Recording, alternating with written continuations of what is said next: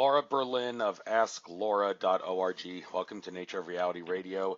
It's especially great having you on, especially considering that there was a car accident that you were in when you were supposed to be on my show, and everything happens for a reason. I would hate to think that it happened because someone didn't want you coming on my show, but well, I'm not even going to ask an Akashic Records reader if that's the case, but I hear you laughing, but this is no laughing matter. This is serious stuff we're talking about. You have definitely serious stuff to talk about, and where did I hear about you? I don't know. It seems like I just hear about my guests from what, like, things like the Higher Self YouTube channel, maybe it was, and like when I hear them and hearing give presentations, I just put them on my list of potential guests to call in the future, and you were definitely one of the people that I thought was worthy enough to contact. And well, maybe it was, if it was the Higher Self YouTube channel and you have stuff on there, because that's where I get a lot of my guests, it seems. Let me know, where else could I possibly have heard about you, and what do you do, what happened to you, and your life story, and if you want to tell us about that car accident, maybe the circumstances for the detectives to do some work out there. I don't know. By all means, do that. So you got the floor, Laura Berlin, your life story.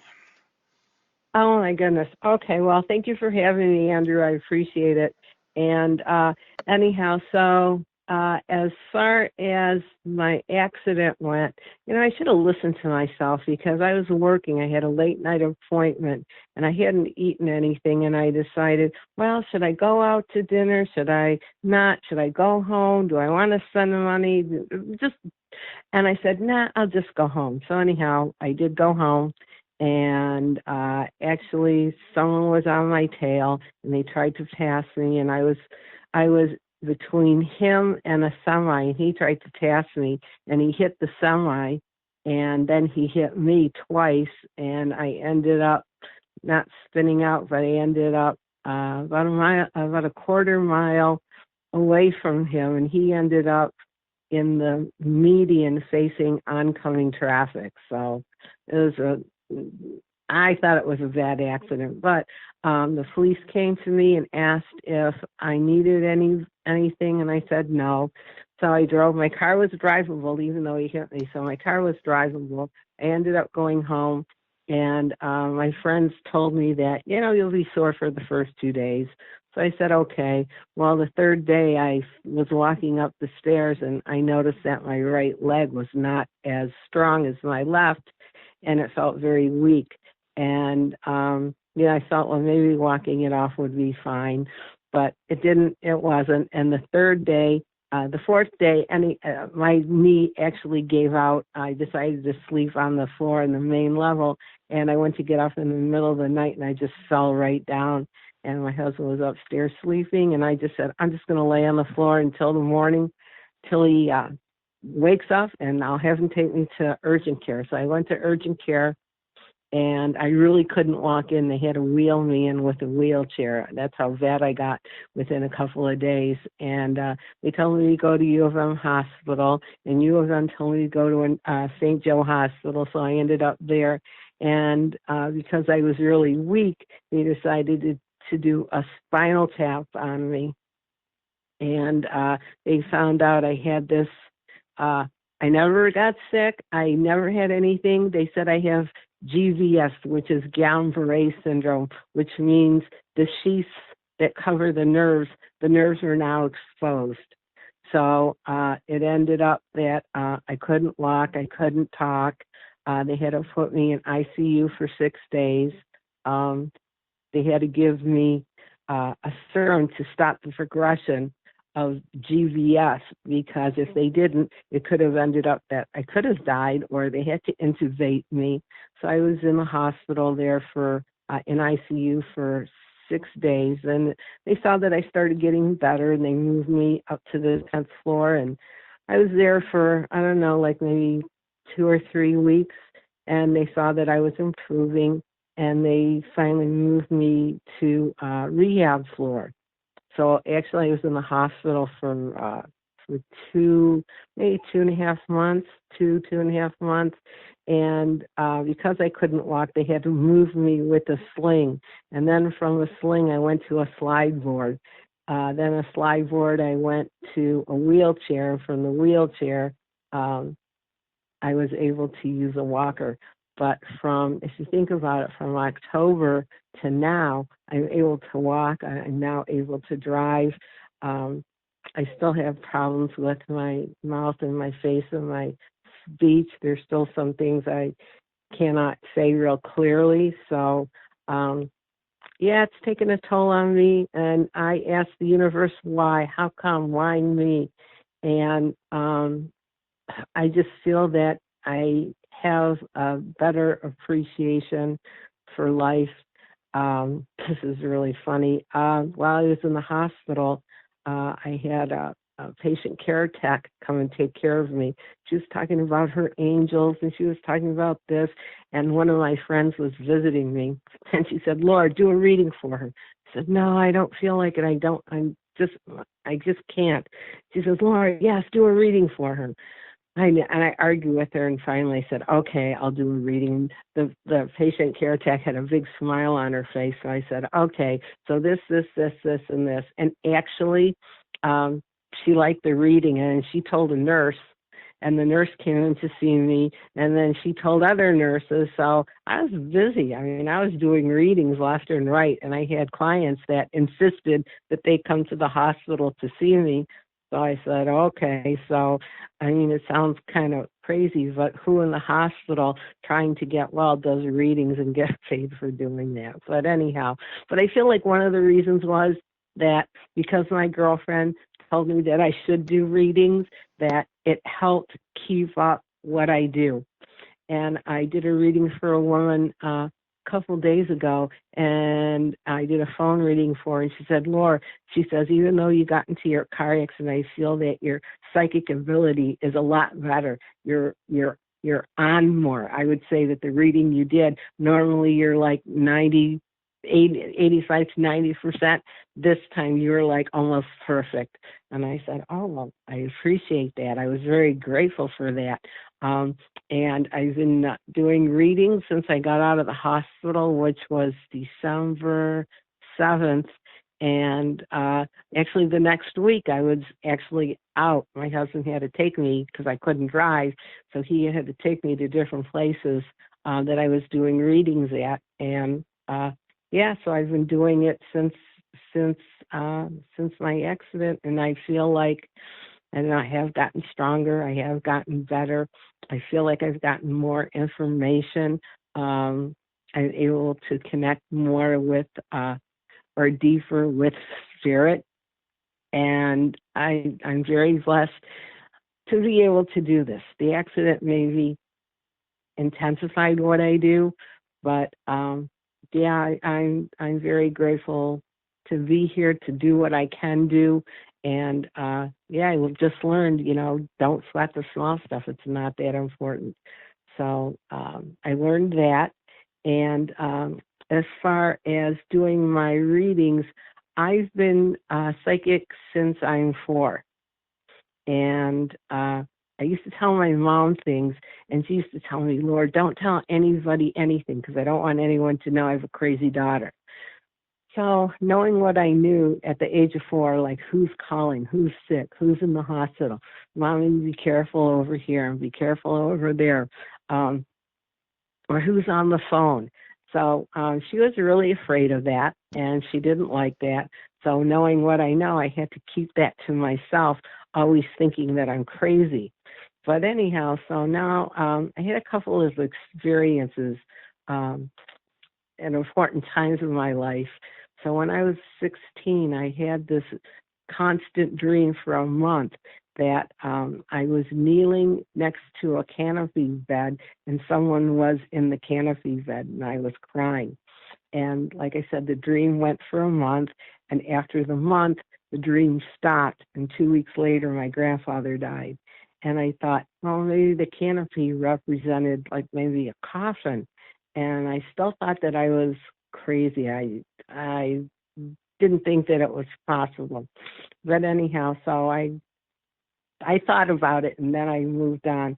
So now I'm 18, and I was having boyfriend problems, and I'm a night owl, so I stay up late at night, and it was like 3 o'clock in the morning.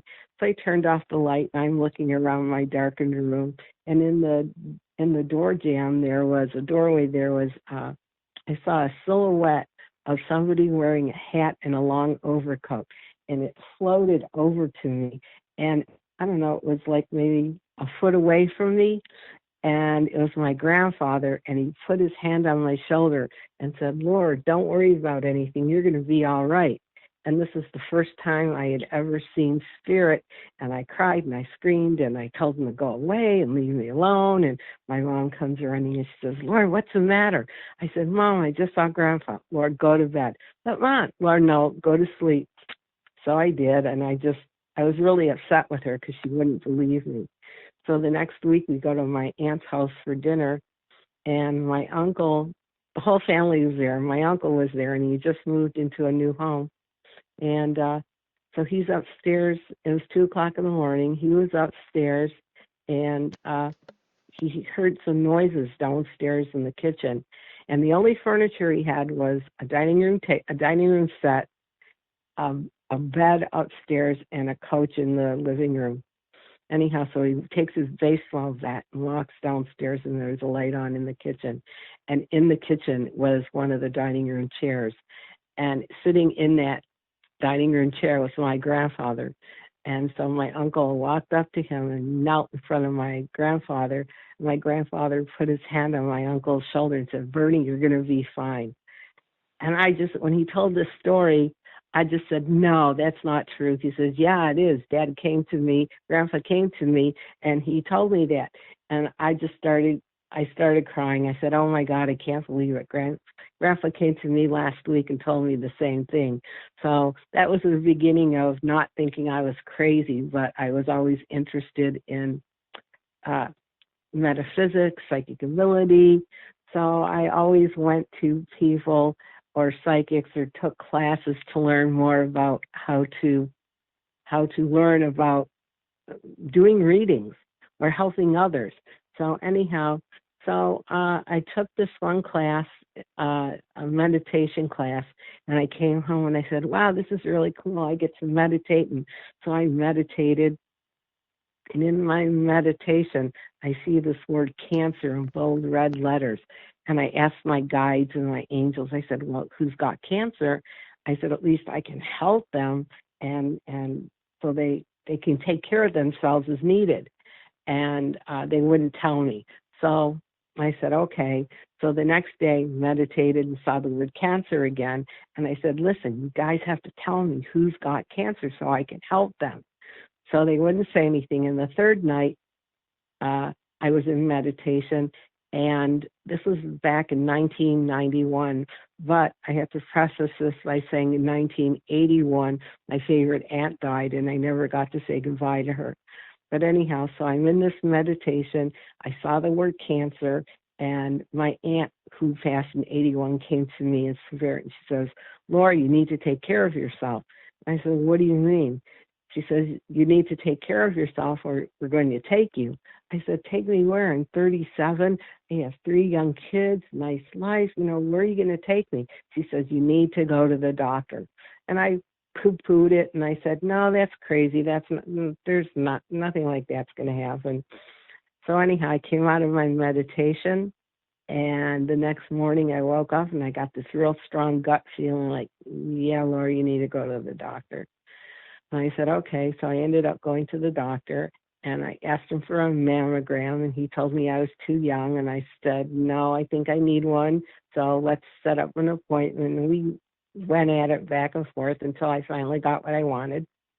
And so I was coming out of after I had my appointment, I came out of the office, and I just started crying. I said, oh my God, I'm the one that's got cancer. And I just lost it. I couldn't believe it. And I got the phone call the next morning confirming that I did. And anyhow, so I went into the hospital for surgery. I was healing, and then I came home. And my aunt, who died, has 2 daughters, one who believes in me and one who doesn't. the one who believes in me came to visit, and her mother came to me, my aunt, and told me to tell my cousin that she needs to tell her sister that that her son is going to hurt himself, and he was not going to be around. And my cousin looked at me and said, Laura, how do you know? I said, I only know what your mom is telling me, so you need to talk to your sister. And on this day, at this time, and this is how he's going to do it. I said, you need to tell her, and there needs to be somebody and on that day to watch out for him. Well, anyhow, my aunt was 2 hours off, but they did have somebody in the house, and they were walking around, whoever was watching out for him, and they didn't hear anything. They went to open the door and saw him start to hurt himself, but they did call EMS, and almost 29 years to the day. Yeah, he's happy. He's got nice family, kids. So I figured, you know what? It's like, what is my purpose? It's like my aunt saved my life. I saved my cousin's life. So I thought, I'm going to do something with this. I want to become psychic. I want to help other people. So I took a psychic development class, and I practiced on everybody and anybody that would let me do that for them. So I channel spirit from the other side. And when I do that, that makes me happiest, because I feel that people who come to me for channeling, I give them messages, even if it's from their animals, from their pets, spirit from the other side. They allow me to give them the closure or the message or whatever it is that they need to know. And I will tell you, like 99% of the people that I am able to do this for, they're very grateful. And it makes my heart absolutely SOAR, because I can help other people. And there was one time back in, I think it was 95, 97, something like that. I was online and in a chat room, and there was somebody who contacted me, and we were talking, and he said, so what do you do? And I don't like to tell everybody what I do, so I say I'm a prognosticator. And he knew what it was. And he says, well, do you channel spirit from the other side? I said, yeah, I do. And he says, well, I'm a private investigator in Atlanta, and we are looking for missing children. Do you do that? I said, yes. And he said, well, I'd like to bring you down if you can. And I said, well, you need permission from the parents. I need something that belongs to the children. And let me know when I can come down. So they got permission. There were 7 missing children, and they had me in an interrogation room with a two-way mirror. And so they had a sketch artist sitting with me, and the parents were there. They were sitting behind the mirror, and it just breaks my heart. I still think about it, and I cry a little bit. But anyhow, so the 7 children came to me. They did find 3 out of the 7 bodies. They did find a perpetrator, because the children came to me and they told me what this person looked like and what kind of van they were driving. And one little girl still comes to me. She was found in a shallow grave near the woods, near a stream or a creek. And I didn't ask any questions about the perpetrator. They just said they caught a perpetrator. And I said, well, thank God that they did that. But this one little girl who was found in the shallow grave, she was 7 years old, and she still comes to me. I don't know why, but she refuses to go to the light. But every once in a while, it's like I I see her. She comes and talks to me, and I talk to her, and I say, but you should go to the light. It would make you happy, and you'd be okay. You'd be home, and you'd feel like love, and you'd feel peace, and you'd feel really good if you were able to do that. But she still sticks around. So yeah, I do that, and yeah, I was kind of sad for a few months, and actually I stopped channeling because it broke my heart with all these kids, and then I started again, and so for the last 28 years I've been doing readings. I love what I do. I wouldn't trade it for the world, and it's like no matter what kind of obstacle comes my way, whether it was the accident, whether it was cancer, whether it was, anything else that happens, I'm a really strong person, and I know that my guides and angels will always watch out for me. There's lessons in everything that happens. I believe that, but I also believe that anything is possible, and I'm a really strong person, and I can get through anything. So I'm blessed for where I am, where I'm going, and what I'm doing. And someone asked me today if I would ever think about retiring. Well, I could from doing readings for deaf people, because I was also a sign language interpreter. So I don't do interpreting anymore, but I would still do readings for deaf people. But no, I'll never retire. Not because I love too much what I do. And if I can bring it with me to the next life, then lucky me. And I'm sure I've had it, and I know I've had it in past lives as well. So, yeah, I will always forever have this gift. So I'm happy to share it with others, and yeah, it makes me happy. It makes me grateful and very blessed that I have this gift. So, yeah.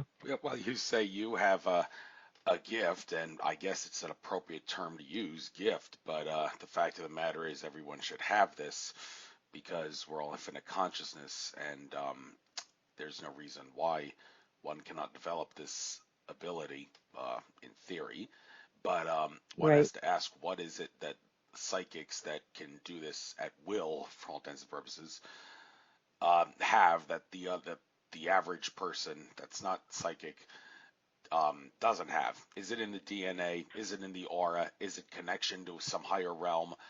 To the best of your knowledge, what enables you to do this relative to those that can't? Well, actually, everybody is psychic, because when you have a gut feeling about something, like I feel like I should be doing this, or I had a feeling I should have and I didn't, that's because most people are not awakened. So it's like anybody can develop this gift. Some people hear, some people see, some people feel, some people smell, taste. They could do anything that they want to do. But most importantly, when I teach classes, I teach people to trust what they hear, see, or feel, because most people are feeling, but they don't trust themselves. And so that's why I believe everybody is psychic. There are some people that are more awakened than others, that have that gift, that are able to connect with spirit or with angels, or to higher power, call it whatever you will. But you have to believe, and you have to trust that what you are seeing or feeling or hearing or tasting, even if it doesn't make sense to anybody, I did a reading with somebody once, and I don't know, I saw a big old popcorn machine, and she just started laughing. I said, "Does that mean anything to you?" Because they're showing that to me. He says, "Yeah, when we went to the movies, my grandfather always took me, and the first thing we would do was smell the popcorn and go for a big bag of popcorn." So that was his sign that it didn't make sense to me, but she got it. So truly, just trust what you see, feel, or hear. Even if you're not awakened to the point of being that aware, you can take classes. people can take classes, psychic development classes, or just sit in for lectures to learn how to get in touch with your spirit guides or your angels, or how do they converse with you. What signs do they leave you? They make your nose itch. Do they drop feathers or pennies on the ground? So there's always signs to look for, and there are classes in that people can go to learn more about psychic ability and how to maybe perhaps learn to open yourself up. But basically, it really starts with, it's all about meditation. It's like meditation is really important, because when you're able to meditate, some people's minds are always processing and going and thinking and doing. That doesn't matter. It doesn't matter if your mind is like that. All you have to do is take 3 deep breaths. First breath, hold it for 10 seconds and let it out through your mouth, and just relax your body. That's a meditation. Other people go deeper. Some people listen to tapes, to meditation tapes. Whatever works for you, it will in some way, shape, or form enhance your psychic ability. And I always tell people that if you get a feeling about something, or if you see something, write it down. It's always important, because you can always look back and see if you are right or wrong. There was back in 2001, it was 9/11. 3 days before 9/11, I had this really strange dream. I thought it was a strange dream. I had a dream that there were 2 pyramids, and it felt like a kind of hot day, but there were fireworks going on in the background, and you could see, I could see all kinds of smoke, and in my gut I felt, oh, that wasn't so good. I don't know why. Fireworks are supposed to be ooh and ah, but this was not ooh and ah. I felt like something. And so 3 days later, and I wrote it down in my journal, and 3 days later, sure enough, there was 9/11. And I said, why? You know what? How come there was not anybody I could have told, or anybody I could have helped? And I felt so bad that there was a psychic chat room, and everybody, all the psychics, felt the same way. No one got it. No one knew that they might have had feelings or whatever, but no one actually, well, I guess no one actually saw that. But yeah, it was sad, but this is interesting also. So there was one lady my sister told her to contact me, and she was in 9/11, and so I did a reading for her, and before she went into the south building, I think that was the one that dropped first. Anyhow, her fiance went up the stairs, and they were supposed to get married that weekend, and he told her that he loved her, and she said the same thing, I love you, and she was able to leave the building. He was not. So I did a reading for her, and I said, he knows I got goosebumps on this, and he says, I know about the baby. And she didn't tell him that she was pregnant, but he knew about the baby, and it's making me sad. But anyhow, he wanted her to know that he knew about the baby, and she just started crying. But I have to tell you, that gave her closure, because he knew that.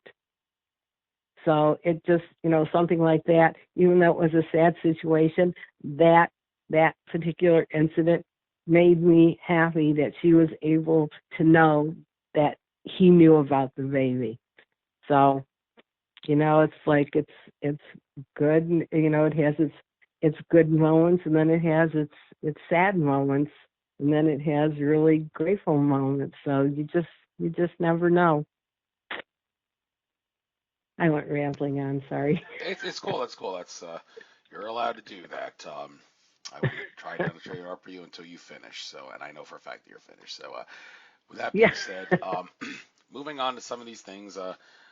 I am a little familiar with psychic development classes and how they work. There's a place called the Being One Center in Warminster, Pennsylvania that I haven't gone to in a while, but I did try to go to. There's a meditation before and then that, and I think I've benefited from it a little bit. I'll go more often in the summer though.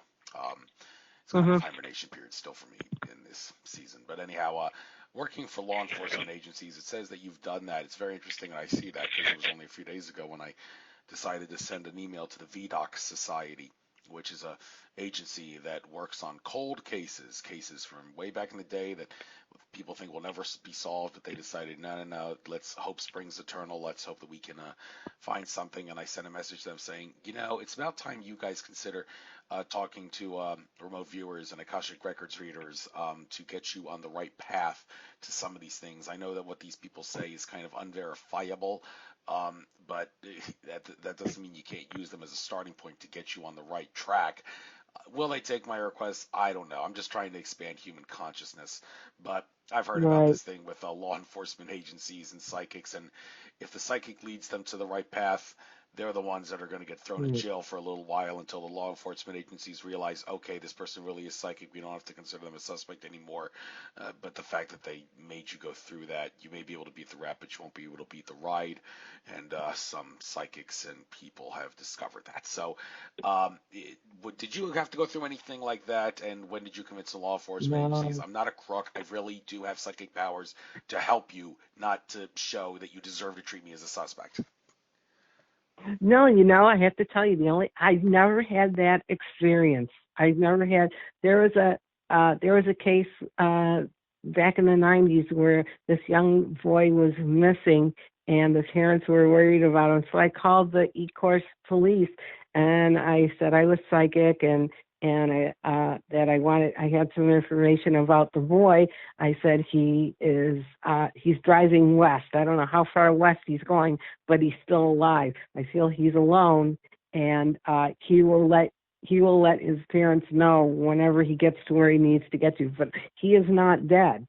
And it was about a week later. He called. It was during Christmas vacation. He called his parents to let them know that he was in Washington State. So it's like, okay. So, I was right on that. But what kind of car was it? And I purposely did not watch the news because I did not want any information.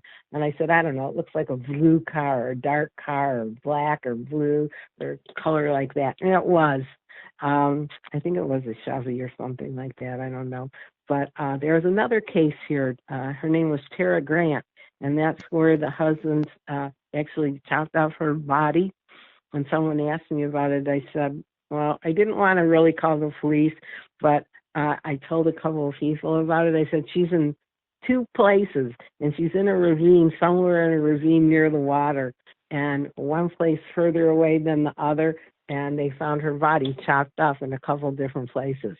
So, but no, I mean, I was tested before I went down to Atlanta, and they asked me a couple of questions, and they knew the answers to the questions they were going to ask me, and so I gave them the answers that they needed. So no, I never had anything like, oh well, we want you to, you're a suspect, or we don't believe you. So just before I went down to Atlanta, yeah, they tested me just to make sure I was legit. Good to know you haven't been hassled about it. And Mm-mm. am I a psychic like you? Well, you said everybody's psychic, but I think I am on the path, maybe to receiving some of those abilities. It actually turns out that about a week ago, I was doing the bank run, which I do bi-weekly, twice a week for my job to deposit everything in the Wells Fargo bank. I hate banks. I hate Wells Fargo, but hey, that's what they want to work with. So I have to go there twice a week. And when I was at the teller, they were doing the transactions. I actually, for whatever the reason, had an image of the bank being robbed. Didn't know why, but I just shook it off and moved on. And then about an hour later, I got a text message from someone saying the Wells Fargo bank that I was at had been robbed. And the people at the job were like, "Hey, the bank's been robbed. Have you gone yet?" And I said, "No, I went already. The robbery happened after I left." And then I told everyone, "Very interesting. I had a vision of that happening, should I, and I joked around with it, should I tell the police that I had a vision of it happening, or will that just make them think that I'm the one responsible? But my point is, yes, Right. that our psychic intuition has the ability to act as an antenna. It did in my case there, and there are other examples. I'm not going to bore people to death with it. That's how it kind of works. And Right. when you are doing your psychic work, is it something that you can explain, like Daniel Teague, he does healings. He said he works at the spiritual level to do the healings. I presume similarly you work at a spiritual level of some sort when you're doing psychic readings. Can you in any way describe what that psychic realm, spiritual realm, where you do your psychic work, can you describe it in English words, what it's like for those that are trying to make sense of how you do what you do? Okay, so when I do readings by psychometry. I don't always have to do psychometry. That means I hold a personal object that belongs to you. It shouldn't be your mother's or your cousin's. It should be yours, because I'll pick up their energy, or if they've passed, I'll channel them from the other side. But when I do readings, I usually do it. I connect from my spirit guides to, or universe, to their guides, angels, or there's a connection there. And if you're very open-minded, I'll do a really good reading for you. So the way I do it is I see things as either a movie or a still photo, and I'll get images from that. So if it looks like a movie, I'll tell people what it looks like to me. So when I do readings, I'm very descriptive about what I see. So some people are very generalizing. They generalize. They'll say, oh, this man here. But no, I tell you what they look like, the color of their hair, the clothes they're wearing, what they're doing, I'm real specific with what I see. And then what will happen is I will hear things from universe, guides, angels. I will hear things in conjunction or just alone with the reading. So I'll either hear and see, or I'll either just see, or I'll either just hear. And then whatever I hear, I will repeat whatever I hear, and then I'll expound on it, expand on it, and I will say, oh, because this. I don't like to ask a lot of questions. Half the time I don't. If I do ask a question, I'll say, was your mother this? And I don't wait for an answer, because I don't want them giving me information. I'll say, because this, and this. So I don't wait for an answer. I just go ahead. Most of the time when I do readings, I just tell people what I see. So really, they're just listening. And if they have a question, they can ask me the question, but I don't really ask them a lot of questions. I just tell them what I see. Sometimes I might smell something, especially when I channel. When I channel spirit from the other side, sometimes I will see them. I will see them or hear them. I can describe what their hobbies were. I can tell you how they died, or I can smell, like, I don't know, cologne or smoke or whatever they were into. The way I see it, whatever spirit did here on this earth plane, they do the same in spirit world. So if someone was a gambler, or someone was a smoker, and they're not wanting to give up that habit, guess what? They are still doing it. So I see that. Sometimes I just get gut feelings about things, and I'll just tell you what I feel. Especially also when I channel spirit from the other side. Sometimes I might not see them, but I will get a feeling for them. I will feel like male or female, and then I'll just go into describing whatever it is that they tell me, because not only will I feel it, but I'll hear it. So that's basically what it looks like to me. Yeah, and like I said, I'm extremely descriptive with the readings. Time frames, I'm not so good at time frames, because if it's real close to my face and I see numbers, I will tell you that it's going to happen very soon. If I see things further away, it could take months or years. If I see numbers where it's kind of in the middle, then I know it's going to be happening. I know it'll happen soon. At least that's what my guides tell me. But sometimes they don't always have, a sense of time. They don't have a time. They don't have a good sense of time frame. So I always tell people, if it doesn't happen during that time frame, kind of keep it in the back of your mind. And I people always say I don't want a reading because you'll tell me something bad. Well, what is bad to you? If you're asking about death, I don't talk about death because I'm not God. I might see something, but what I will do is I will tell you, I feel like you need to go to the doctor. If it's not serious, I'll say just go to the doctor and get it checked out. Sometimes I have seen people who have passed, and there's this one lady I did a reading for. Her husband had breathe. I said, your husband has breathing issues, yeah? And she says, yeah. I said, well, he needs to go to the doctor. Last year, 5 years ago, 2 months ago, you need to get him to the doctor now. So after we were done with the reading, she calls me back 6 months later. And this is why I don't ever like to tell anybody about death, because I asked her how she was and how everything was, and she said, well, my husband died right after I saw you, a few months after I saw you. He had stage 4 lung cancer. I said, oh, I'm so sorry. She said, is that one of the reasons why you told me to take him to the doctor? I said, well, I saw something. She said, well, how come you didn't tell me he was going to die? I said, well, what if I told you he was going to die and you expected it, and maybe he lived for another 10 years? Would you have been mad at me? I said, I'm not God. I know that what I told you, and you did what you needed to do because you listened to what I said.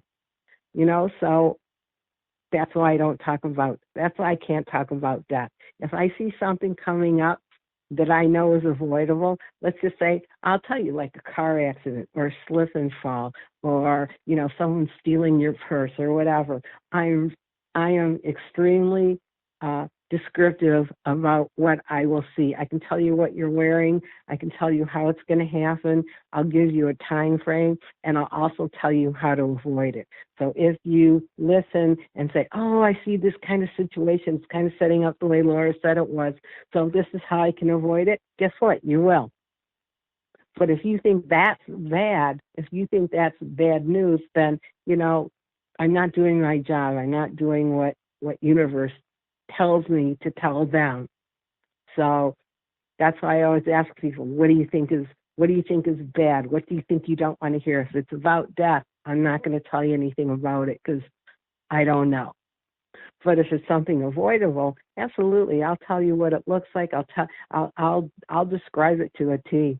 And I've had people come back and say, "Oh my God, you saved my life. Oh my God, this happened." And or there's some people that didn't listen. I told this one woman that her mother was going to fall and break her hip in February, and it didn't happen in February. I told her, but it happened exactly the way I told her because she didn't fix what I asked her to fix. And the mother fell and broke her hip in February, but it was the year after. But still, it's I give people warnings. I tell them to what to look out for and how to protect themselves. So that's basically how I do it. Well, keep up the good work in that regard. And when it comes to time, time is an illusion, so no one can blame you for not giving an Right. accurate timeline, of course. So now you work with you use the term spirit guides, and I watched lots of Cryon's interviews and work and lectures, and one of the more interesting ones talking about what spirit guides are. He said before he explained them, it's not what you think, folks. Most assuredly, it's not what you think. Spirit guides, they're basically parts of your specific soul that are incarnating into a spirit form. Spirit can be thought of like as parts of the soul that are coming out and acting at specific parts in the acknowledged illusion of time and space.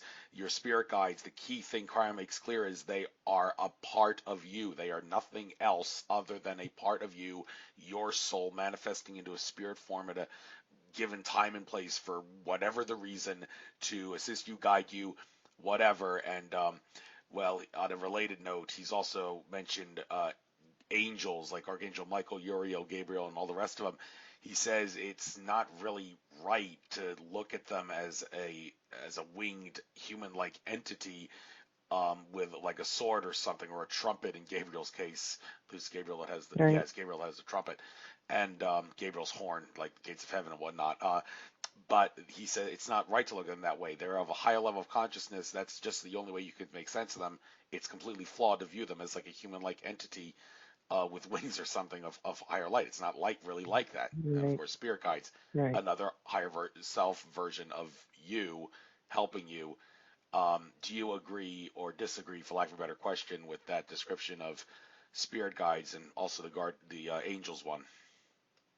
Right. Well, yes, I do, because yeah, I do believe that the spirit guides are part of our soul. I remember when I was first going through my psychic development, I was able to meet through meditation. I was able to meet my spirit guide, and when I every time I meditate, he's always there for me. Actually, he wears. When I first saw him, he didn't speak. He just pointed and showed me different things. But anyhow, he wears a brown robe with a rope, ROPE rope belt, and tattered sandals. And he carries this staff with a long gray beard, and he's got very arthritic fingers, very arthritic hands, almost like a rheumatoid arthritis. And he's very kind, and he's very gentle, and he gives me the information that I need, either for myself and to help others. But the crazy thing is, my spirit guide, I am not able to, the only time I was able to read for myself was when I had cancer. Other times I can't. People ask, well, can you read for yourself? No, I can't. No, I haven't been able to since that time. But yeah, so he comes to me, and yeah, I do believe he's a higher part of myself. I also have another spirit guide. She's female. She's very Queen's English. She's very old. She's Queen's English, and she speaks to me in Queen's English, which I have no idea what she's saying half the time.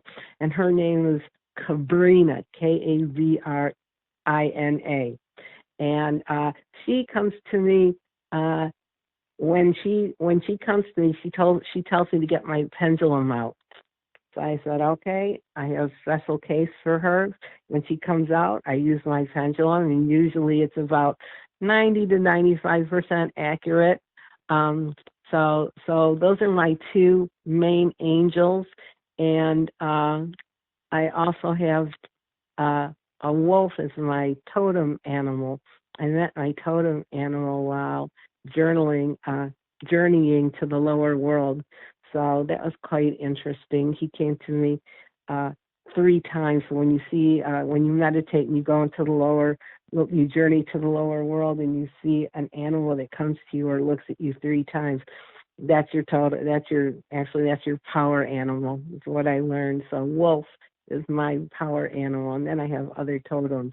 But as far as the archangels go, I don't see them as winged creatures or human. I see them as colors. So when I feel that an archangel is with us, like Michael will be blue, and Uriel will be green, and Gabriel will be pink. So that's how I know who is with me. And it's strange because each one has like a different scent also. So this is how I can distinguish who is who. But when I look at the archangels as archangels, I will see other angels that are of the little bit, not the higher realm the archangels are, but a little bit lower than that. And I feel they are like subconscious of people, not they're lower than that, but they still come. They're still a part of you, and those are like the the ones that watch out for you, that take care of you, that have special messages for you. Sometimes they show me what they feel like, or sometimes they'll show me what they look like, or they'll present themselves to me in colors.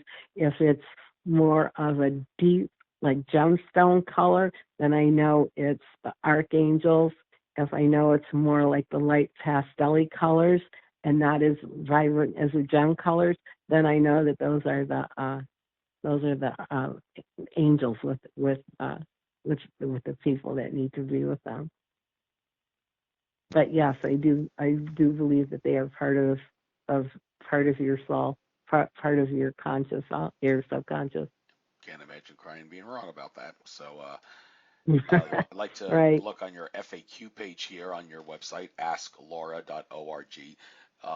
Characteristics of a good psychic. Going down the list, there seems to be 10 things here. I'm not going to read them off. I don't know if you actually want to go there and read them off, but if you know any of them by heart, or even if you don't know them all, blowing off the top of your head, what are some of the key characteristics of a good psychic that you think are worthy of getting out right now? Please, you got the floor.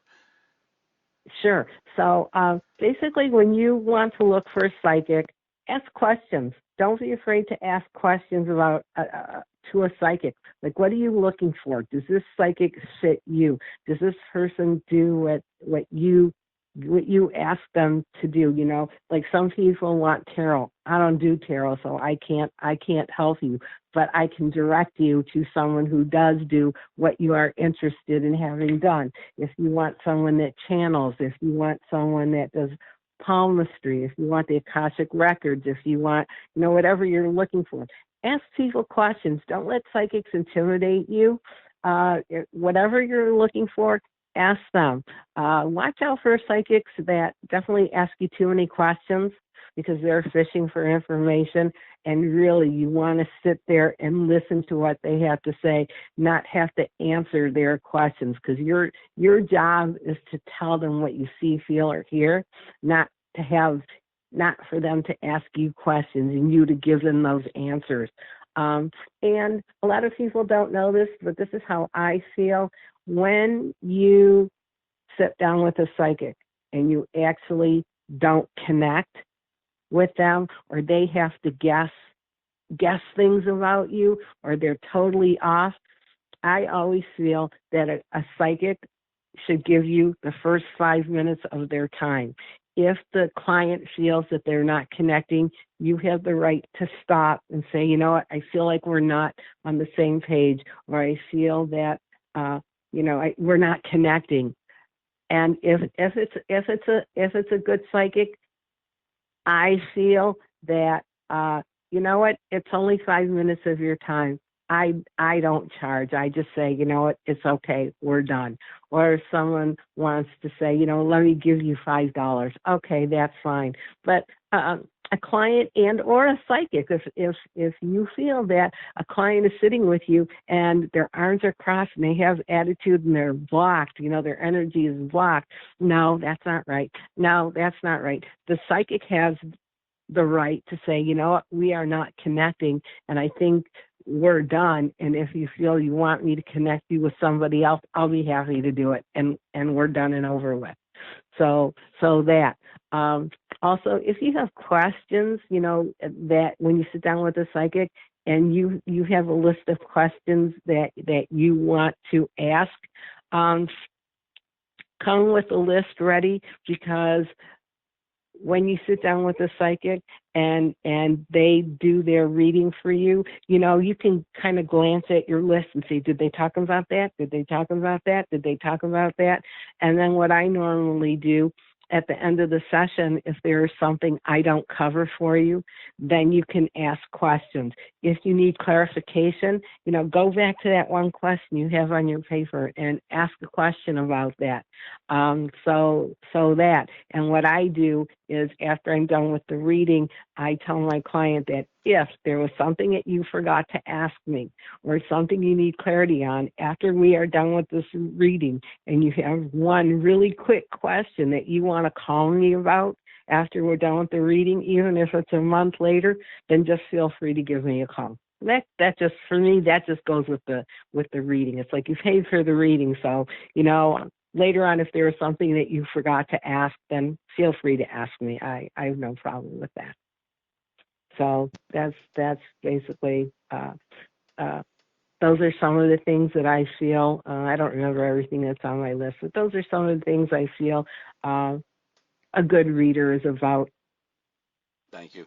Now, when you're looking into the things you're looking at when you're doing your psychic work, one has to ask, how does alternate timelines factor into something like this? I mean, I'm not going to brag or anything, but Akashic Record creator Andrew Partzis did tell me that there's an alternate timeline somewhere out there where I was not cut from the high school baseball team by my discriminatory coach, and I went on to play for the Philadelphia Phillies. How do I know that something that you may look at, well, how do you know for a fact that you are not going to tap into that timeline, perhaps, if I were to ask you to give a psychic reading about me, or any other timeline that could have manifested at like a given moment, said, if this would happen in my life instead of that did happen in the timeline I know, what do you see? How do you, well, I wouldn't say that if I were like hypothetically asking you to do a psychic reading for me or something, but how, I gotta ask, how do you know that the reading that you're doing will tap into the timeline that is to be, and not perhaps some other one? That's, I sometimes I can't tell. That's why I said when I did this reading for a woman whose mother fell and broke her hip, I said I did a reading for her in December. I said February. I gave the month February, but it didn't happen that February. It happened a year later, exactly February. So, like I said, my guides sometimes don't. That's why, it depends on how I see it. Like I said, if it's close, then I know it's happening soon. I just know what my guides tell me, but then my guides don't really have a concept of time. So honestly, I would say I'm 50-50 on time frame. So I don't know if I'm tapping into now or, if it's going to happen in later. Okay. I don't know. Well, since you mentioned that, there is something I noticed here that I wanted to talk about. Under the FAQ page, there's the question, who are mediums? And try to clarify a few things here. Difference between psychic medium and psychic clairvoyant, blah, blah, blah. Well, actually, I think I might as well read this, because then you can, you'll get exactly what I'm trying to ask you. It says here, the main difference between psychic mediums and psychic clairvoyance is the ability to communicate with the dead. Only mediums can channel entities, while clairvoyants are able to cover great distances to feel and see real objects, real people, and real events that are part of the present time, not the past. Now, a couple of things stand out here. Well, how do you know they can't channel in the past or the future if time is an illusion? Why would that be an issue? And also, maybe you can help me also make sense. Well, first of all, let's do that. I don't want to, right, because I know you've had short-term memory problems since your accident. Don't want to confuse you here. So let's do that first, and then I'll get to the other thing I wanted to ask. So, how do you know it's real people, real events that are part of the present time and not the past? Where are you making that not the past assertion? Well, sometimes what will happen is I will see things when I do readings. Sometimes I will see things, and I will say, so I see you moving, and I feel it'll be very soon. They said, oh, we just did that last month. So sometimes I can't tell if it is or it was, but I do see that there is a very, very, very recent move, or it will be coming up. So, but that only happens rarely. Most of the time, I can see what is happening. I can see what is happening now, and sometimes I can see what is happening 3 years down the road, 5 years down the road, and 10 years down the road. But when I do readings, I am basically within the year. I tell you what's going to be happening with it from today till next year today, and a year from today. So that's basically how I look at things. That's the information I get from my guides, my angels, universe. So they're giving me the information, and when they give me the information, I just have to trust that what they're seeing or what they're telling me is right time frame. Sometimes I don't always know. and sometimes they could tell me, oh, you're 2 months off, or you're a month off, or you were 3 weeks off. There's a woman I did a reading for when I was in the hospital, a nurse, and she came into my room to take care of me, and all of a sudden it's like, oh my God, are you trying to get pregnant? She goes, oh, no, I'm not trying to get pregnant. I said, well, I have to tell you that there's going to be a pregnancy very soon, so I want to give you a warning and tell you to be careful because it's going to be twins. She says, no, I already have a son. I said, I only know what I'm telling you, so do what you want with the information. So when I was getting ready to leave the hospital, she came back into my room and said, oh my God, I have something I have to tell you. Remember when you did the reading for me and you told me that I was going to be pregnant with twins? She said, I'm pregnant. She says, I was shocked after you told me that. She said, it bothered me so much that I didn't want any more kids that I went and bought a pregnancy test, and darn if I wasn't pregnant. And I said, well, congratulations. So sometimes I can tell you what's coming up right now. Yeah, most of the time I can. Most of the time I can tell you what's coming up right now. I can tell you what's coming up within the next month. I can tell you what's coming up within the next 6 months. Within the next year I can tell you. And that I know that's a fact. So I don't have any problem with that as far as seeing. What do you want to know about the being a medium rather than a psychic, Well, clairvoyant? that wasn't really my question, but I was actually going Oh, to talk about that.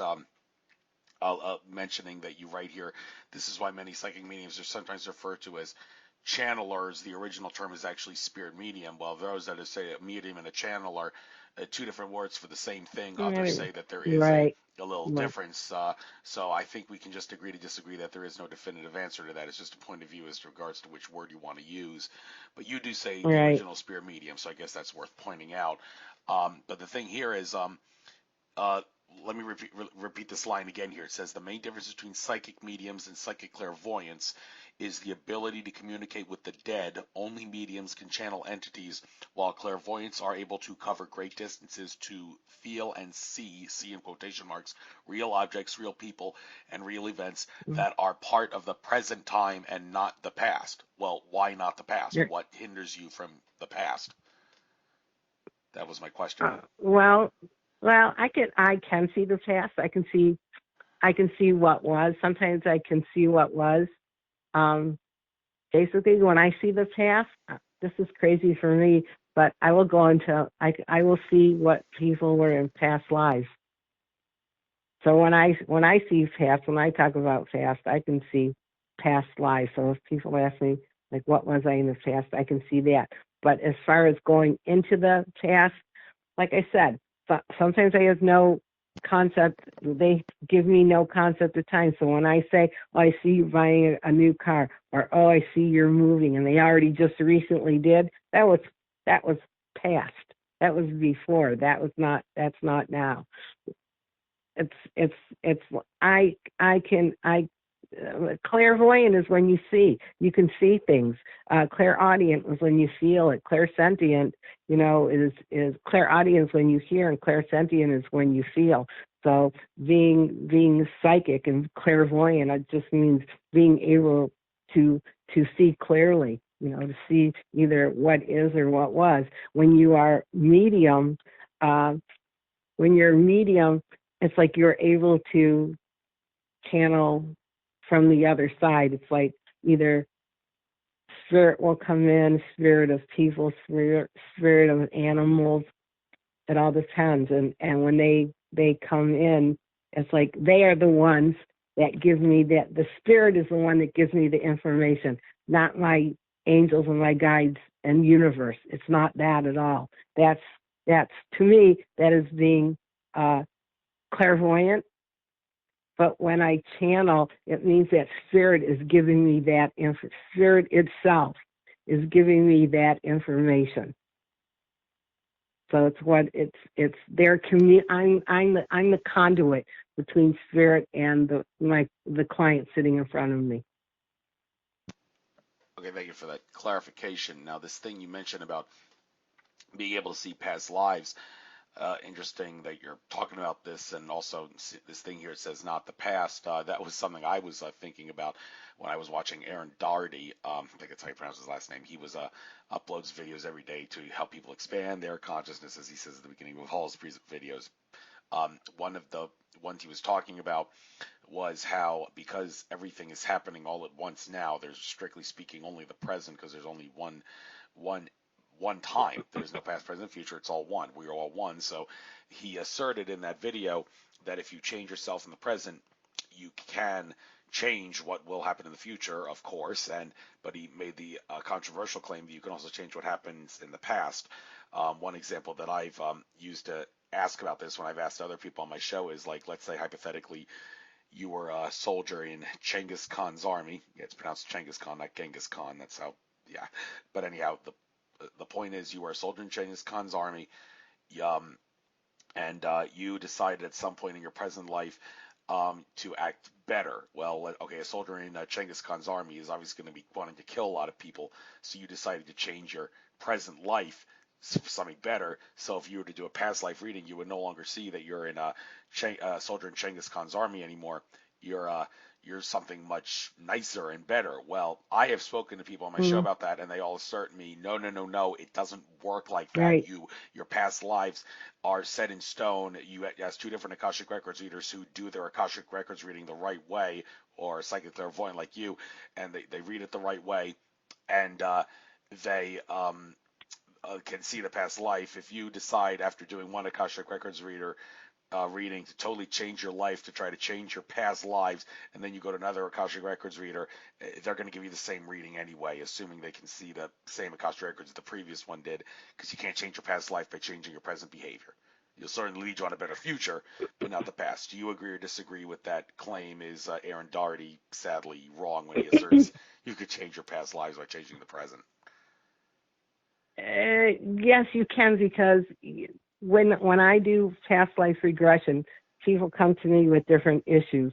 So just because the way I look at it is, if you were, let's say you pilfered and killed and all this in a past life, and all of a sudden you decide that you don't want to do that anymore, because let's face it, when we pass, and I've been to the light before, so this is crazy, but when we pass, the soul is set in front of I call it a panel, and the panel asks us, what did we learn? What was your lesson? What was your purpose? Who is with you then that was with you, in this last life? And what was the lesson between all of you? And while we are in this spirit world, we learn our lessons. We learn what we want to do, what we don't want to do. So when we come back into this lifetime, because we learn, because the panel asked us questions, the soul realizes, like, oh, that wasn't so good. I did not do a good thing here. You know what? I want a second chance. I want to do this over again. I want a chance to like to repent, to come back and do it over another time. So that's why when the soul goes into the body, when the baby is born, it's like, okay, the soul picks the family. The soul picks who they want to go to learn the lessons, to make the wrong right. So they pick that family to learn lessons. So when they pilfered and they did this and they did that, let's just say now they're I don't know, 17, 18, 20 years old, and they see somebody who's in trouble, someone who might be held up or something. They're going to go and they're going to help try and save that person, because they know it was wrong what they did in that past life. So now we want to make it right. So we learned that lesson. That's why we came back onto this earth plane, to learn the lesson that we didn't learn before. So it's basically, karma or payback. What we do unto others as they would have do unto you. We don't want that to done to us. We don't want that. So that's why we learned that lesson in that past life, and this is why we are able to change, to make it better, so we don't have to learn that lesson again. Yes, I understand that, but what I was trying to ask, don't mean to Oh, pry or anything. I understand you're a little still out of it because of the accident. I fully forgive you, fully understand. What I'm sorry. asking is, can you change a past life that you had by changing your life in the present? If you were to all of a sudden change your life in the present, after you, let's say, already had a reading and you got a reading of a past life and you didn't like that reading, it really disturbed you to hear that you were something like unpleasant in a past life. What I'm saying is, if you were to say change your behavior in the present life to Oh, act okay. a lot better, would you not have that past life that you had in the past? Would you have been able to change the bad past life that you had that you didn't like hearing about, so that if you had another reading with another person who can check past lives, they would say, no, you don't have that past life anymore because you changed yourself in the present. I now can see a different person that you were in the past. And I've spoken to people that It say, all no, it depends. doesn't work like that. Your past lives that you had are set in stone. They will not change because you change your present behavior. Is that true? I believe someone wants to change. Someone wants to change their behavior in this life because of a past life, I'll do a past life regression for them. So when I take them through a past life, then they can let go whatever it was in that past life. They can release it, let it go, and when I bring them back, the changes will happen in this lifetime, so they can make it better. Okay, so yeah, that's cool. So, but they're still not going to change the past life that they had, the experiences, the timelines, the things that they No, witnessed on a timeline. That's still there, even though the karma yep, from that may be gone. Okay, so correct. Aaron Doherty, I'm sorry, you were kind of spreading disinformation in your past video when you said you can change what your past life resume by changing your present. No, it's not like that. So, Right. although some would assert it, well, why not? I mean, if it's all time is an illusion, then why can't we change the past? Well, just look at what happens with remote viewers. I mean, they once they try to look into the future, it becomes fuzzier and fuzzier and fuzzier the more they go out. But the past they can easily see. So I guess it kind of makes sense that because the future gets fuzzy, or that as you try to remote view and see it, then the past isn't going to change. I don't know.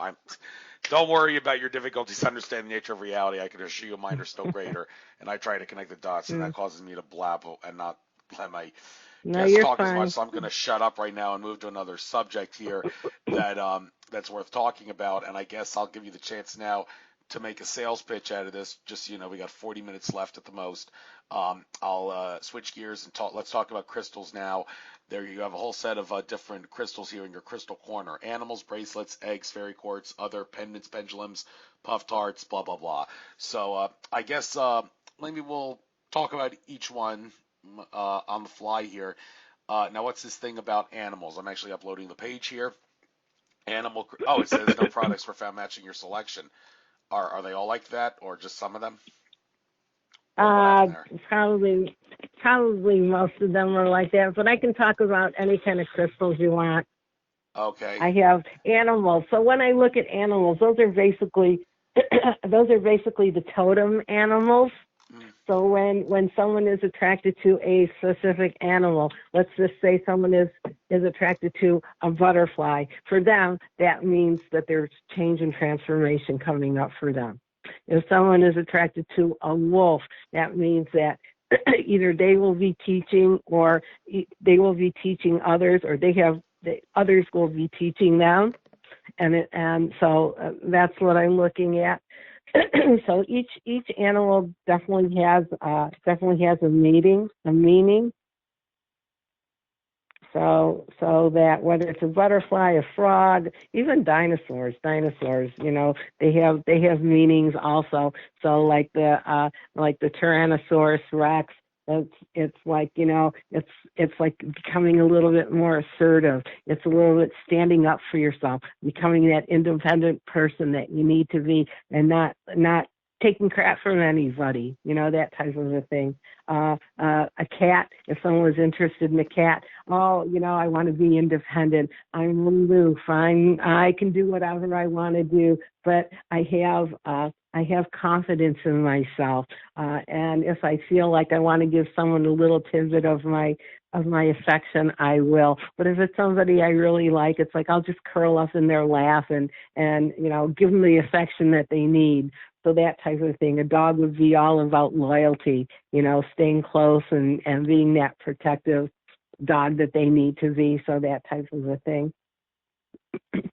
Even insects can be insects, fish. Those can all be totem animals also.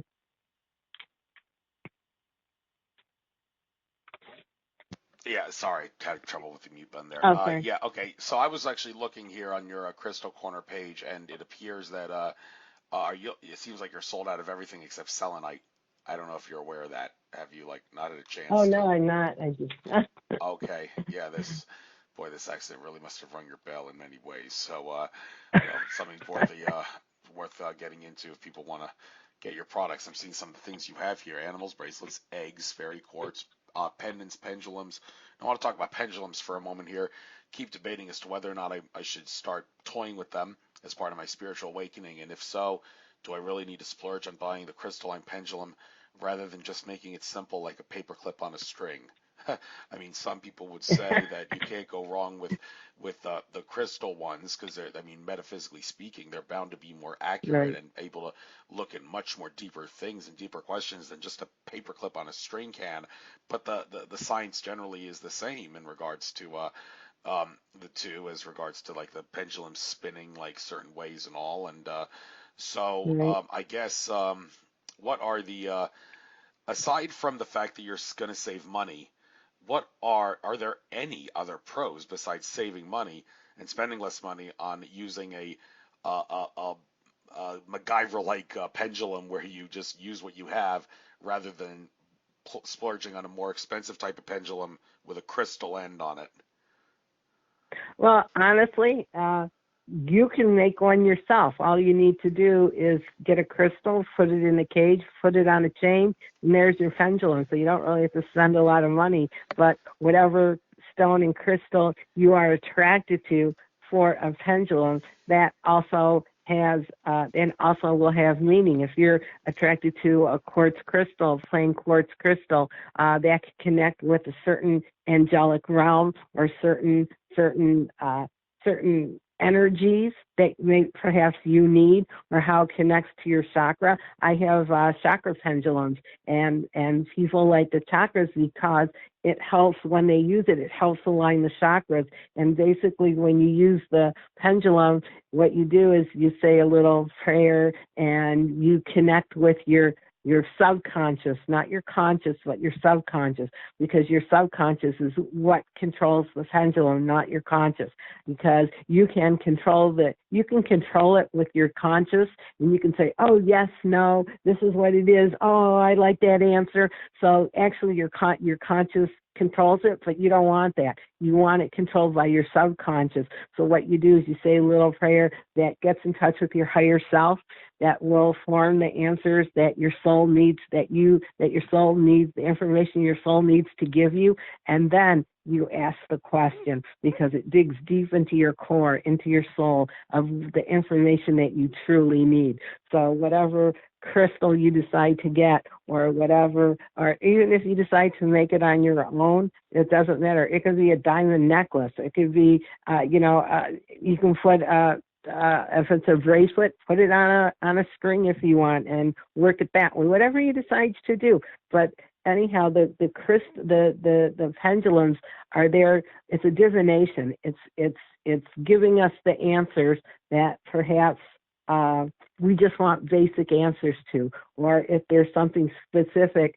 So when you ask a question, you cannot ask a question that has two answers. Will it be Monday or Tuesday? You can't ask that. You have to ask one specific question at a time. So once that pendulum answers that specific question, then you can go on and ask another question. You can reward it if you want, but basically, all that information comes from the soul, and your soul connects with the crystal that you get. So that's why the crystal pendulums.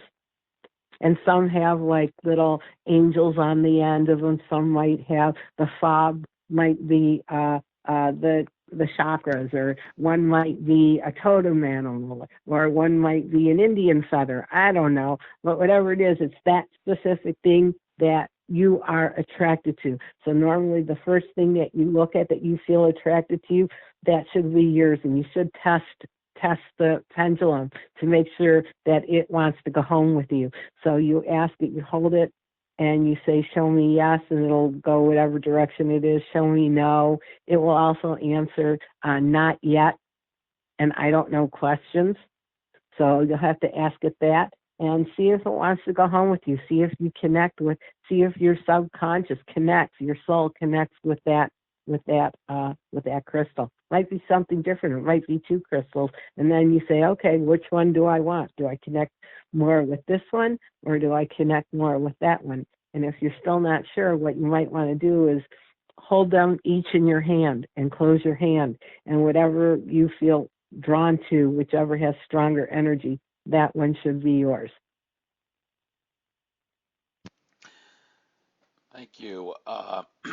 Some of the other items here that I think may be worth discussing. I noticed you wrote pyramids hyphen obelisks. So I put them together and not separate objects. I mean, pyramids and obelisks, they don't do the They're same different. thing, do they? I mean, one's a phallic symbol, another one is like what they have in Giza. Yeah. So Right, and there's many right, different uses people have seemed to have found throughout history that the Great Pyramid was used for. It's not just one thing.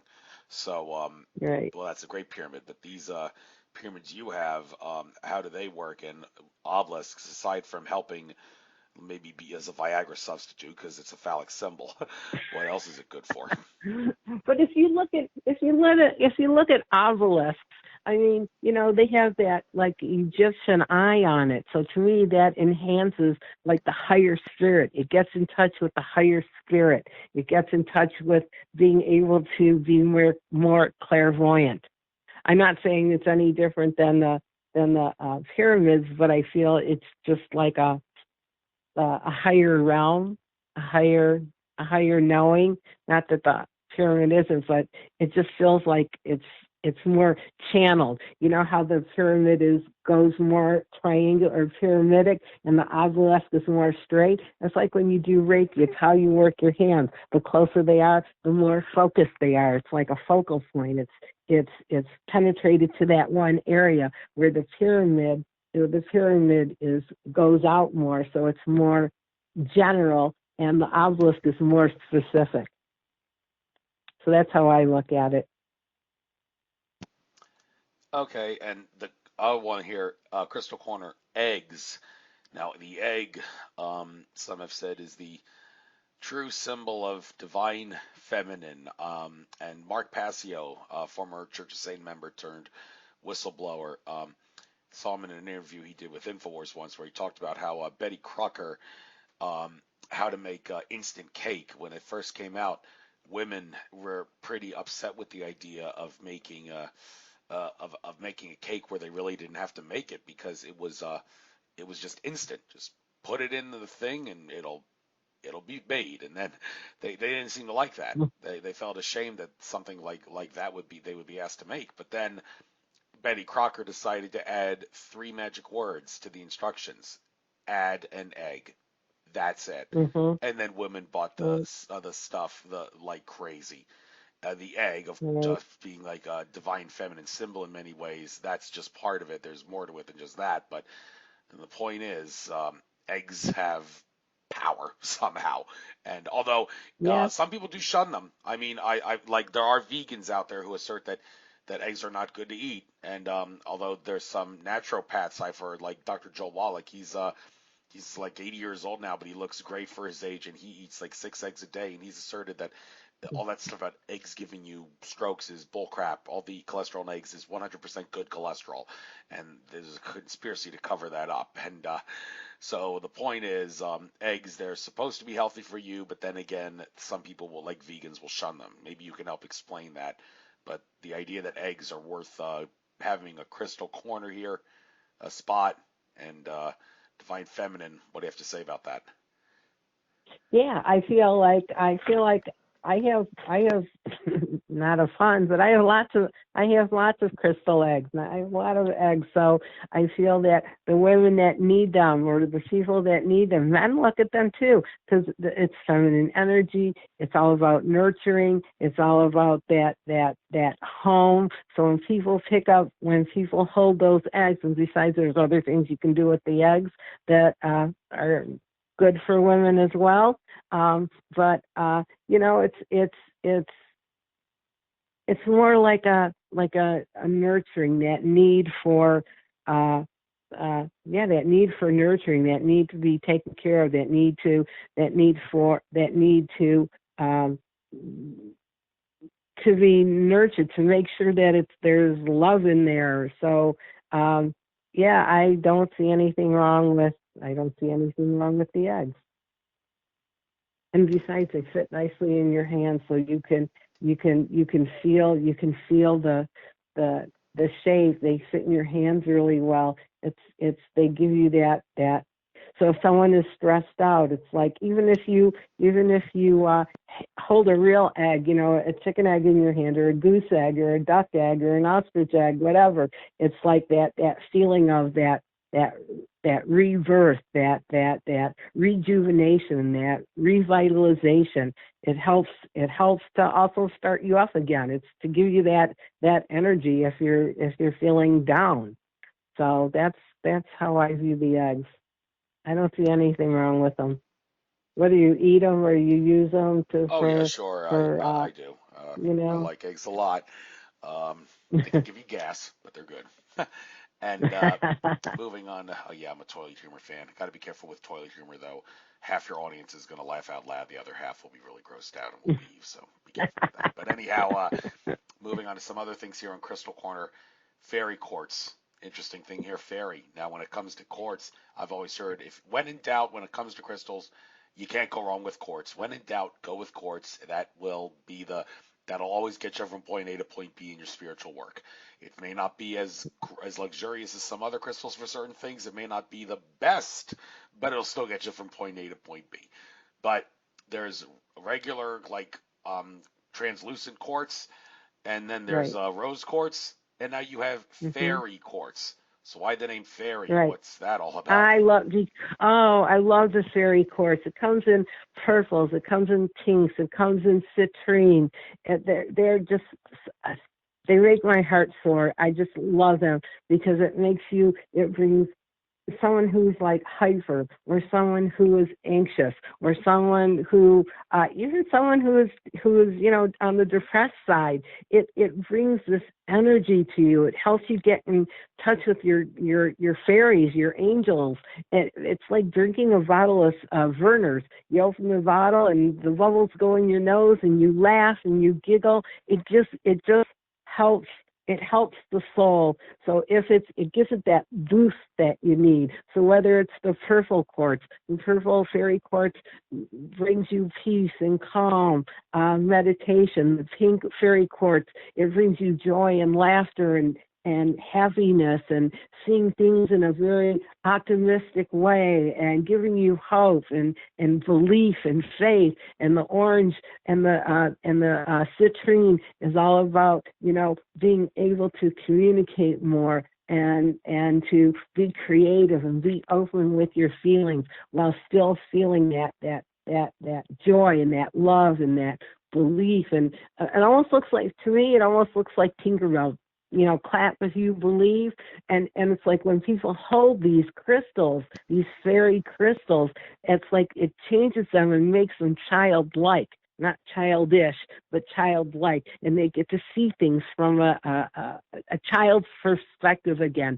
You know, like, oh, look how beautiful the sun is. Oh, I feel really good today by holding this fairy crystal, and it makes me laugh, and this is really awesome, and all these flowers, and I mean, it gives you a whole different perspective on life.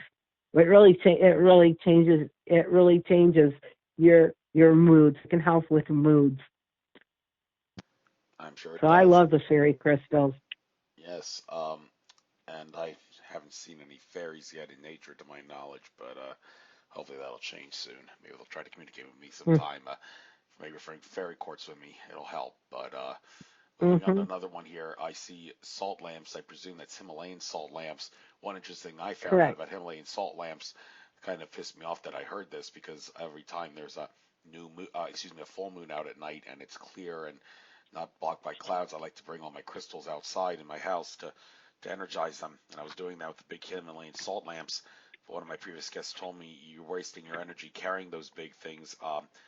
Pink Himalayan salt can, like Wolverine of the X-Men, heal thyself. It gives all Mm-hmm. its energy. It can heal itself if there's any damage to it without having to be put in the moonlight or the sunlight or any other light like that. And so, what do you by any chance know what it is that salt lamps have that the other crystals are lacking that enables it to heal itself like that? Well, for when I have a whole bunch of salt lamps in my house and my office, so I like it because it helps with the energy in the room. It helps clear out negativity. It helps like refresh the room, refresh the air. It's so if someone has asthma, I feel like it could help with the breathing, clearing out the dust and that kind of a thing. If you have upper respiratory issues, it would definitely help with that. And the more you use it, my son has asthma, and he's got two salt lamps in his house, and he says he can breathe. It says the room feels better. It doesn't feel as stuffy, and so yeah. So every time one is used, I hook them up with another one. So those are some of the qualities I like about the salt lamp. Thank you. I'd like to go back to your FAQ page here. When you write, who are psychic healers? Do you had some psychics that like to do healings face to face or over the phone? Others are very picky about not wanting to do a healing over the phone and prefer to do it face to face. Do you have any idea why certain psychics would or would not want to? Psychic healers would want to do it over the phone or would not? I don't like doing it over the phone. I can, but I don't like it Why because not? I'd rather do a face. Yeah, I'm going to explain. So I'd rather do a face to face because this way, when I do the healing, it's like normally people who do Reiki sometimes they do it with their eyes open. I like to do it with my eyes closed because when I do it with my eyes closed, I can see exactly where I need to go.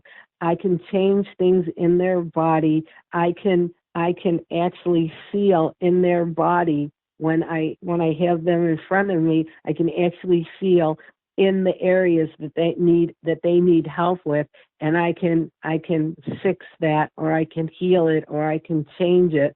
Where if I do it, I don't really like doing it, but if I had to do it over the phone, I can, but it's a little bit more difficult for me to really get in there, and because I can't feel them. I can't touch. I can't get their energy of their body. I can't feel the heat in their body. I can't feel the cold of their body where they need my healing at. So that's why I prefer doing it in person. And this way, when I do it, I give them messages. It could be from spirit. It could be from, guides or angels. And then what I like to do is I will tell them what I did, how I did it, how I fixed it. So I just like doing it in person a lot better because I feel it's more interpersonal, more interactive, and and they tell me what they feel. I said, well, is there anything you felt? Anything you? Yeah, I felt waves of motion. It felt like you were touching me when you weren't, and I felt it in my feet, and my face on my left side was pulsing, and I felt this and I felt that. And this way, it's like, yes, I was there. That's what I did for you. So I'm glad you felt that. So I get feedback right away from it. So I prefer in person rather than on the phone. Fair enough. That's your decision. Right. I'm here on the front page of your AskLaura.org site. Some of the various modalities you have here. Palmistry. I don't think I've ever maybe done on this show a show with a strict someone who does palmistry and explain it in huge detail. So maybe a good idea to talk about it at last. It's interesting though that I remember from the 1996 Hunchback of Notre Dame movie, which is kind of fitting now, seeing what happened to that famous cathedral recently. I guarantee it was arson. Yeah.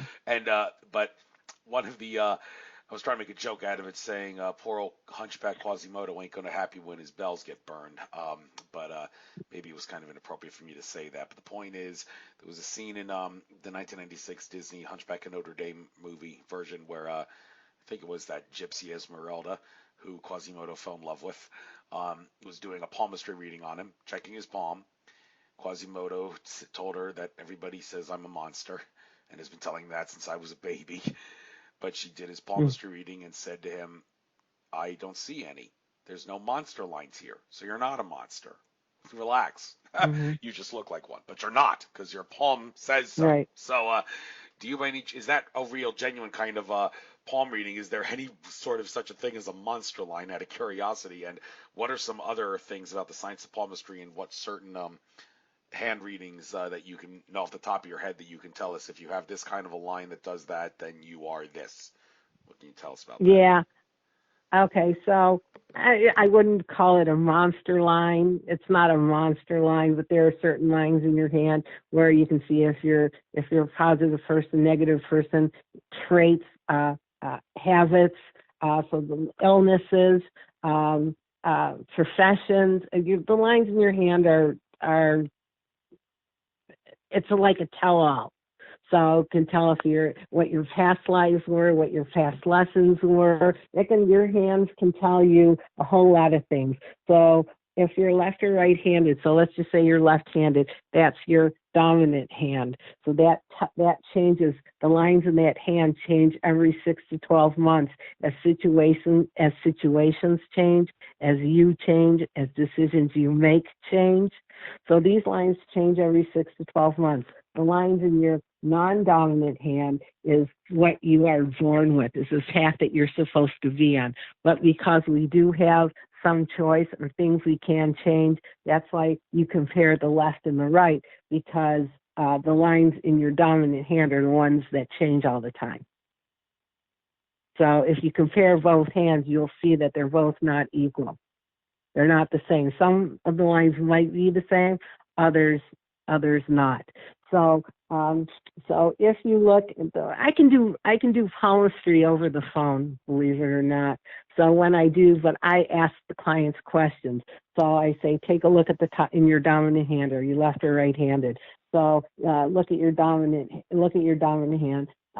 So that would be your heart line. The middle line between at the past the base of your index finger would be your headline, and then the one that goes around your thumb would be your lifeline. And if all three lines connect and you see a letter M, like Michael, that means that you have psychic ability. That is called the psychic M. So not everybody has that. I mean, you could say, oh, yeah, I have that, and oh, what do I have to do to develop it? Well, if you're really interested and you feel that you're psychic, I mean, this is a good way to take a look. A lot of people are psychic, and that's why a lot of people have really good, a lot of people have really good gut feelings about things, but that they don't trust it. Or, I don't know, I get a feeling about this, and it happened, and I don't know what I'm to do. So that type of a thing. If the headline and the lifeline connect at the top, at the fatty pad between the index and the thumb, they connect, it means you're a stubborn person. It means that nobody can tell you what to do or how to do it or when to do it or why to do it. So that, and if you look at the ring finger and the bottom third is longer than the middle and the tip of the pinky, that means you're a chatterbox. You like to talk a lot, and you're more outgoing. You don't hold things inside. And then the fate line, I also call it. It also means like, okay, so what's going to happen in the future? Am I going to retire? Am I going to be doing something? Or am I going to be sitting around? So if it goes up towards your index finger, it means, yes, you'll be working for a while, but you'll always be doing something. For you to sit around twiddle your thumbs, not going to happen, because you are the type of person that always needs to keep busy doing whatever it is, even if it's traveling or even if it's just a matter of doing something. If the lines in your hand are deep, it means that you're a very passionate person. It's you have feelings for others, you're compassionate, you're empathic, you can put yourself in other people's places. So that type of a thing. So even the shape of the fingers, the way the thumb bends, that all means something. But I'm not going to go into depth with all of that. But that's just the basic. Thank you. And there is a documentary I remember seeing called How to Read Faces, um, that explain, if you see this in a person's face, this is what they Yep. are like, and that's, I guess, of palmistry of the head and the face. Would somebody be able to? Would you be able to do face history, or whatever it would be called, if you learn, or do you have? I mean, do you know how to do it by any chance, or do you have to do some research on it before you're able to do it and get Well, it? no, actually, it's called Chinese face reading, Mhm. and I have a friend that does that, and she's really good at what she does. We're doing the Chinese face reading, and she says even if you get Botox, even the lines in your face when you get Botox mean something. Even if you get a facelift and the lines are still there, the nose means something. The eyebrows, the lines 11 in the middle of the forehead, near the brows, that means something. And she also does it in conjunction with astrology. So she teaches classes, and I don't know how to do it, but she did teach me a couple things. So yeah, people do have face readings, yes. And I think she's the only one in Michigan that actually does it. There might be a couple other, but not a lot of people do the Chinese face readings. But she's good at it. I don't do it. All right. And well, hypothetically, could a reading be done at a microscopic level using any given cell out of the 100 trillion cells in the human body? I mean, could you, in theory, if you were an expert on what this kind of shows, if you were to get the best microscope ever and take out a human cell from someone and say the fact that your cell has this, that, even the tiniest things, this will affect your behavior and the way you are and your experiences and all that, and or is it not like that deep? Is it really more at a macroscopic level, like you seeing large parts of their body, like their face or the layout of their palms, before you can deduce what they are and what they're going to be like? You can't just do something like that taking the smallest part of the living body, which would be a cell. You have to go big, so to speak, with this. How does it work? I don't know. You know what? I would think because you're looking at the body as a whole, whether you're looking at doing a face reading or palmistry. You know what? The thing I feel is, as long as you have psychic ability and you trust yourself, see, hear, or feel. I mean, even if you look at it, that's still that clairvoyancy. You could probably do something with it. I believe you could. If you had to analyze like blood cells or a cell from the body, or even taking blood from somebody, I bet you could do that. I don't see why not. You could probably go deeper into it. Okay. I think, yeah, if we're holographic, if the reality's holographic and every small part of the hologram is a smaller part of the greater whole, then, well, that will be true all the way down to the smallest level. So I don't see why. It's just more easy to do at a big level because we're trained to believe that size matters in regards to something like this. So, but moving on, I see you have numerology here on your various modalities list.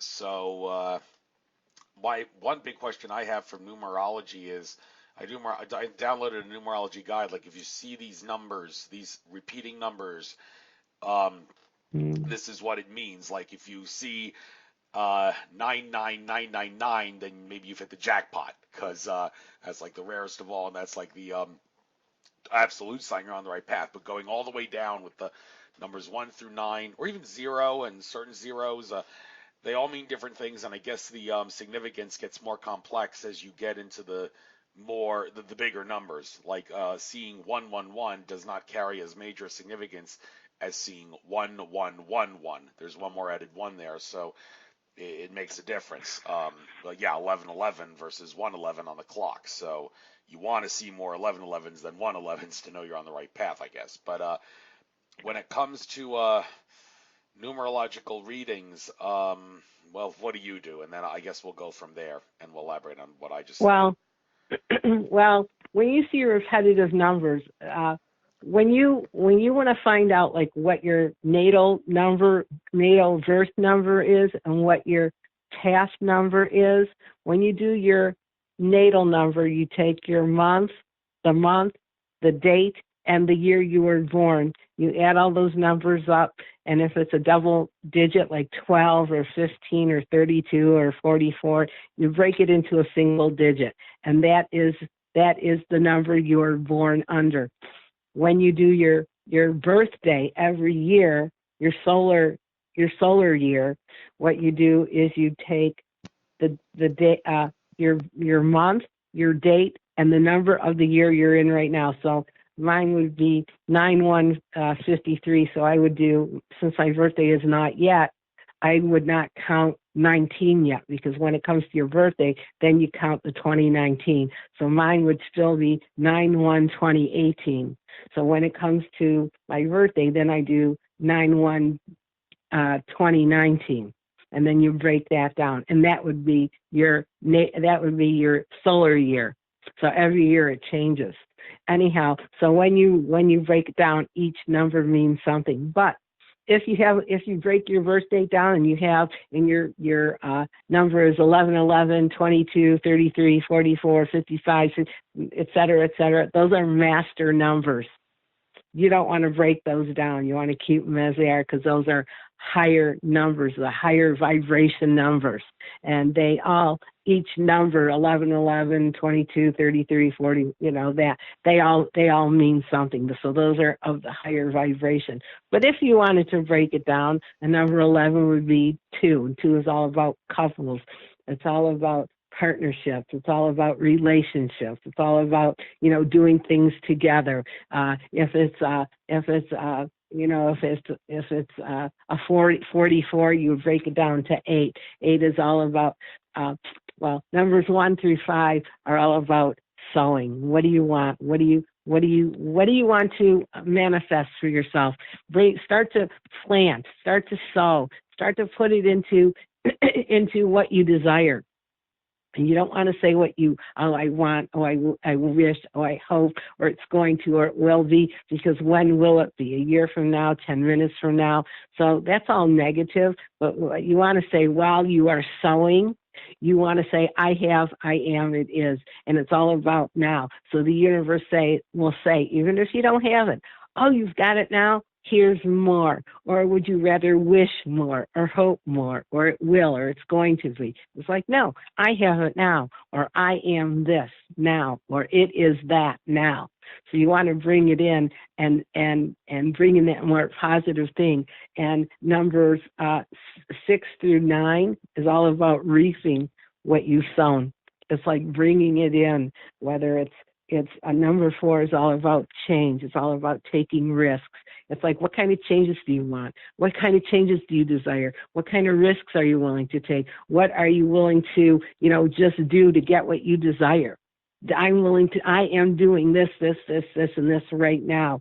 So when you've passed that 5 number, 6, 7, 8, 9, it's all about bringing in. 9 is all about endings, getting rid of things that are not conducive to your needs anymore, whether it's relationships or, oh, I hate my car, I don't want my job, or I don't like my relationship. Or it could mean something about, something that you've postponed because it wasn't time to do it. And now that it was postponed, you've gotten rid of it. But number 1 is all about new beginnings, starting over, rejuvenation, renewal. It's like becoming independent, being the individual you want, being assertive, taking charge of your life. So all these numbers definitely mean something. So when you want to sow, start sowing years 1 through 5, and then 6 through 9 is all about reaping your rewards. Thank you. All right, we got about 5 minutes left. One quick things about numerology here. Want to say something. Well, you mentioned master numbers. Now, when it comes to my name, my full name, Andrew Michael Fisher, it turns out if you try to add up the number relationship of all the letters in my name, it comes to the number 100 even, which is cool. But in numerology, that really isn't of any significance, right? You just reduce that down to 1 because there really is right. Okay, yeah. Right. And also interesting thing, there is another player. There was a former ice hockey player in the National Hockey League named Michael Andrew Fisher. He also happened to be married to former American Idol Carrie Underwood, and I saw that, and I'm thinking, well, the fact that he and I have are just first and middle names are reversed, and we would obviously have the same, I think, a life path because life path. No, it's not. It's not life path. It's one of the other, whatever the one is that I'm thinking in my numerology. We would have the same number 1 for that significant thing, but does that really mean it? Does the fact that he had this in his life, yet he has a very similar name than me, would it be wrong for someone like me to think that, okay, I'm gonna have a crazy high profile life, like be a comparable tantamount to a National Hockey League star who married an American Idol, simply because I have a similar life path, well, not just a similar name than him, but also if you do the numerology of our names, if you numerology signs that include all the first, middle, and last names, will have similar lives, or is there really no causal connection to make out of something like that? No, I mean, when's your birthday? When's his birthday? You have to take everything exactly. into consideration. Yeah. You can't just take a name. I figured, yeah. Right. So, got to be totally open-minded with this stuff. Don't leave any stone unturned. So, all right. I guess one more question, then we'll call it a day. Readings in American Sign Language. Of all the things here, so you can do sign language? I was a sign language interpreter, yeah. It was so funny because I was going through a divorce, and I did readings at a bar, and like on Wednesdays. And when I was going through my divorce, I said, what am I going to do with myself? I need more income, and how can I help others? And then all of a sudden it just popped in my head. I wonder how many psychics do readings for deaf people. Probably not any, or if there are, maybe just a few, but I don't know how many. So anyhow, I decided to take a sign language class. They didn't have any programs in the Detroit area at the time, and so I went to school for it, and I really loved it. And I said, gee, I wonder if I can make a profession out of it. And I found out that I could become a certified sign language interpreter. So I took about 3 years of sign language interpreting. I passed my test, and I became an interpreter. I did medical interpreting. I did music interpreting. I did mental health, education, job interviews. I did everything. And so when I went to some of the women's expos and psychic fairs, I had in my biography that I do readings in ASL, and I have a nice following. So I do readings. I do it through Skype, and yeah, I have people that I do phone reading, well, Skype readings for, who live all over the United States that are deaf, and I love it. I truly love what I do. I have a lot of variety in my life. I do a little bit of everything, which I love. Yeah. Okay. Wait, was I wrong when I said American Idol, Carrie Underwood? Was Carrie Underwood American Idol, or is she just a famous singer? Okay. Never mind. I don't That's know. I think off she the was top. maybe. I have Right. no But clue. anyhow, okay, I guess we'll end this show now, but I'll let you get out anything you like in the last couple minutes. I've already plugged your site several times. Maybe you can plug that out again and what you offer there. It looks like it has to be updated, though, seeing as some of the things on Crystal Corner were like sold out or Right, something. So glad I brought right. that to your I've got a attention. lot more new things. Okay, Yeah. So so if anybody wanted to get in touch with me, they can either go to my website at www.asklaura.org, or they can give me a call at 248-444-9665. I do phone readings. I do readings in person. I teach psychic development classes. I teach classes on how to manifest what you desire. I teach palmistry. And so if you're ever interested, give me a call. yeah. And by the way, did you pick that 444 because that's a significant number dealing with angels in there? No, I did not. When I was going through my divorce, I didn't know then about numerology. I didn't know, but I've had a lot of people come to me because my phone number is 444, and I said, "Wow, how cool is that? I love it." I noticed on the So back yeah, of my car license plate, the last four numbers are 9444. Someone noticed that. I mean, I uh-huh, had no control over the nine, but simply 444 together is a. right. They said the angels are probably with you, and I've been told by others that they are, That's by other true. psychics and such. So, well, Yep. all right. I would never ask a psychic like you to do a reading on a show like this because the important thing for me is to ask questions to expose reality, not get readings from people. If I ever do want to get one from you, I'll contact you and name your price, and we'll go from there. But hope this will Yeah. get some more money in your pocketbook for you after people listen to this. And well, good luck on everything you do, and I'll see you around, and I'll make sure I upload this Okay. to YouTube, hopefully by tomorrow afternoon before I leave for the 5D Events Conference in Las Vegas, so which is over Oh, this weekend. cool. So, all right, Yeah. take Are care. you going to Awaken Power? Awaken Are you going to Empowered be in Expo Detroit? in Oaks, Pennsylvania. No, Detroit. No, I'm That's where not. I No, I met went you in there last Detroit. year, but I'm not going this year. So Okay. maybe that's All where I heard right. about you. I don't know. Okay. Yeah. So, All right. okay. Good luck. All right. Take care. Good Thanks, luck. Andrew. You're welcome. Bye You bye. too. Bye bye.